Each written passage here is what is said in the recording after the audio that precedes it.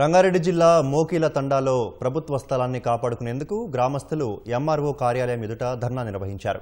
Survey చేసిన మ్యాప్లు ఇవ్వకుండా revenue అధికారులు అక్రమార్కులకు సహకరిస్తున్నారని మండిపడ్డారు.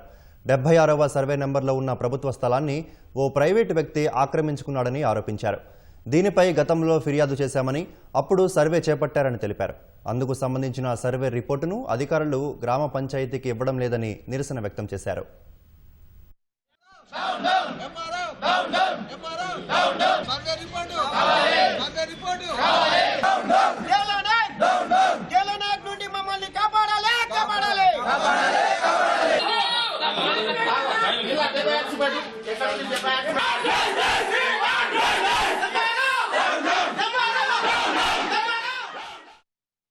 మూడో తారీఖు మాకు సర్వే అయింది. సర్వే అయినప్పుడు మాకు మొత్తం బౌండరీ చూపించేసారు. అయితే మాకు 16 ఎకరాలు 27 గుంటలు వచ్చేసింది భూమి.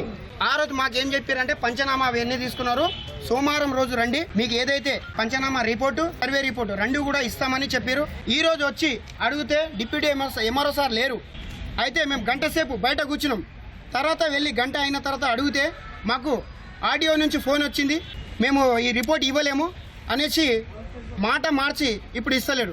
ఏదైతే వెంచర్ ఉందో 77, 78, 79, 80, 121 సర్వే నెంబర్ మీరు చేసుకోండి. సర్వే మీది వస్తే మీరు తీసుకోండి, కానీ మాకు వెంచర్తో సంబంధం లేదు. మీ వెంచర్ వాళ్ళే అన్యాయంగా మోకిల తాండా 76 సర్వే నంబర్లో 16 ఎకరాల 27 గుంటల భూమిని కబ్జా చేసుకున్నారు. దీనిపై ఇక్కడ ఈ పోరాటం జరుగుతుంది.